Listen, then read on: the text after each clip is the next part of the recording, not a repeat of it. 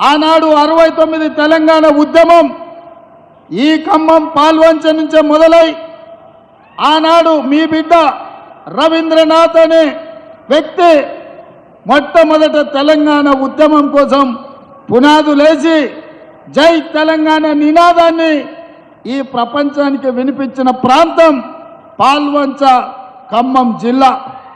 ఈనాడు మీరిచ్చిన స్ఫూర్తి, మీరు చేసిన పోరాటం ఇవాళ తెలంగాణ రాష్ట్రం ఏర్పడ్డది.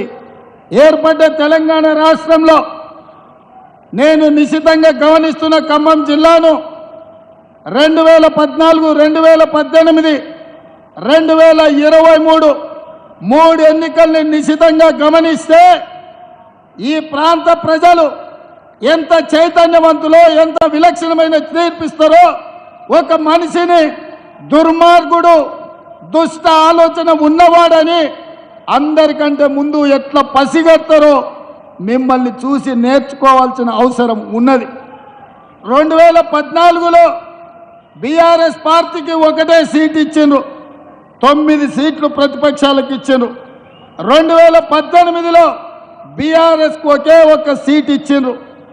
ఇప్పుడు కూడా మీరు ఒక సీట్ ఇచ్చినా మళ్ళీ మీరందరూ ఆ మిత్రుడిని కూడా ఈరోజు ఇండియా కూటమిలో చేర్పించి రఘురామరెడ్డి గారి గెలుపు కోసం వారు కూడా మనతో కలిసిందంటే ఏ రోజు కూడా ఈ ఖమ్మం జిల్లా నయవంచన, నక్క చిత్తుల మాటకు ముందు అబద్ధంతోనే మొదలు పెట్టే కాలకూట విషం కల్వకుంట్ల చంద్రశేఖరరావును మీరు ముందే పసిగట్టి బండకేసి కొట్టి ఖమ్మంలో 100 మీటర్ల గోతి తీసి పాతి పెట్టింది ఈ ఖమ్మం జిల్లా అని నేను చెప్పదలుచుకున్నా. అందుకే మిత్రులారా, మీ చైతన్యం, మీ పోరాటం, మీ పట్టుదల మిగతా తెలంగాణ ప్రాంతానికి ఆదర్శం.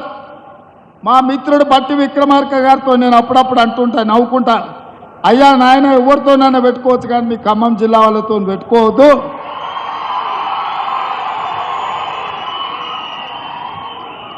ఎందుకంటే ఎంత దూరమైనా మీరు అనుకున్న దానికోసం కొట్లాడతారు.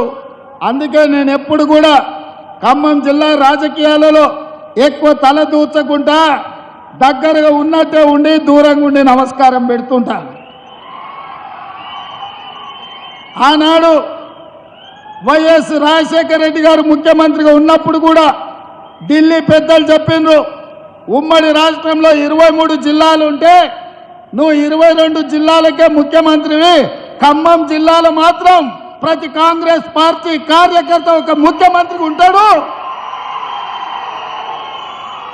వాళ్ళ సమస్యల మీద వాళ్ళే కొట్లాడుకుంటారు, వాళ్ళకు వాళ్ళే నాయకత్వం వహించుకుంటారు, వాళ్ళకు వాళ్ళే పార్టీని గెలిపించుకుంటారు. మనం వాళ్ళకు సహకరించాలి తప్ప మనం వాళ్ళ విషయంలో ఎక్కువ కలగజేసుకోవద్దని ఆనాడు వైఎస్ రాజశేఖర రెడ్డి గారికి చెప్పింది ఈనాటికి నాకు గుర్తుంది. ఎందుకంటే నేను ఒకసారి కాంగ్రెస్లో చేరిన తర్వాత ఢిల్లీలో పెద్దల్ని అహ్మద్ పటేల్ గారిని కలవడానికి పోయినప్పుడు నాకు ఈ విషయాన్ని గుర్తు చేసింది. అందుకే మిత్రులారా, ఈ ఖమ్మం జిల్లా చైతన్యవంతమైన జిల్లా, ఈ ఖమ్మం జిల్లా దేశ రాజకీయాలకు ఒక దిక్సూచి, రాబోయే మార్పును, జరగబోయే పరిణామాలను ముందుగానే గుర్తించి ఈ దేశ ప్రజలకు ఏది మంచిదో ఆ రకమైన నిర్ణయం చేయడంలో మీరందరూ కూడా దిట్ట. అందుకే మిత్రులారా, నిన్నగాక మొన్న చంద్రశేఖర్